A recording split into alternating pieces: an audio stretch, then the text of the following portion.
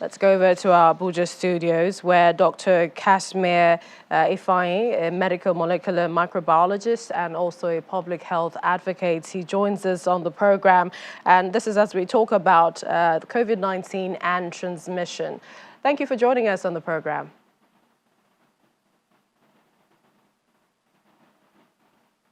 All right. Here's hoping you can hear me. I'd like to begin with the news we got over the weekend. The Foreign Affairs Minister becoming one of the latest high-profile individuals in the country to contract the virus.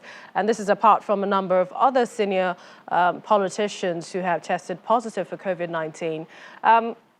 At what point, perhaps, would you say that this virus was transmitted, between where and what? As we're trying to understand what this virus is, where can we say that transmission occurred from one particular person to another, with all of the call for the non-pharmaceutical measures, since there's no vaccine? How did that happen? Thank you, Millicent. Now, what has happened, and the story making the rounds about the Honorable Minister of Foreign Affairs gives us a matter to be worried about. Why are we going to be worried about? We are worried because it calls for urgent deployment of local response to our local situations. Now, the truth about this disease is that you wouldn't aptly say that this is when an infection has occurred, because it will take its progression to establish as an infection. When one is exposed to a sufficient effective dose of the virus, this is what will happen. Your immune system, your antibodies will respond, and when they respond and they are overwhelmed, your cells will take in the virus, and the virus can now commence replication within the cells. However, a second line of response, triggered by the T cells, or what we call killer cells, will be deployed to see if it can kill all the infecting virus in the cells. It's only when this is overwhelmed, of course, that infection becomes fully established.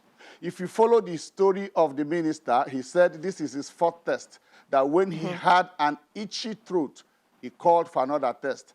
That itchy throat is what a whole lot of Nigerians would neglect and will carry on and will tell you they are well and they are sound.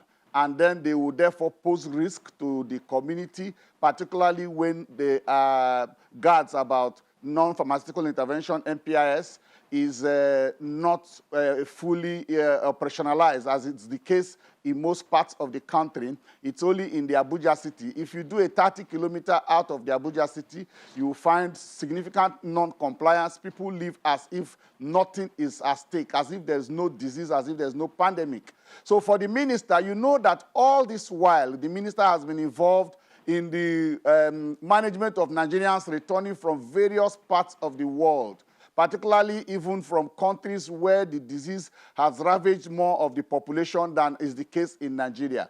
You find out that countries that have had history of flu, they are better informed in managing flu-based pandemic like we have now, because they have flu year in, year out. And I can tell you, based on studies, that the SARS-CoV-2 is significantly related with the SARS-1 that was discovered sometime in the late 90s, early 2000s. And so because of that relatedness, we found out that people from that area have what one would consider a residual immunity, because if they have immunity to SARS-1, it will apply sufficiently to SARS-2. So for our Honorable Minister, one can rightly say that his engagement in the management of these people that are coming from different parts of the world, where we have different variant of the SARS-CoV-2 pandemic virus ravaging their population, may have put him at a risk. May have, but we also know, I must quickly cut in, because we also know that they're supposed to have tested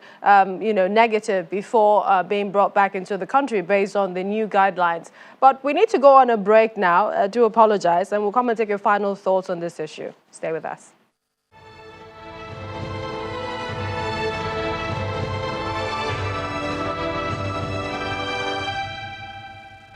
And we've been talking to our guest in Abuja, Dr. Kashmir Ifeanyi, a medical molecular microbiologist. And this is to ask a final question to you.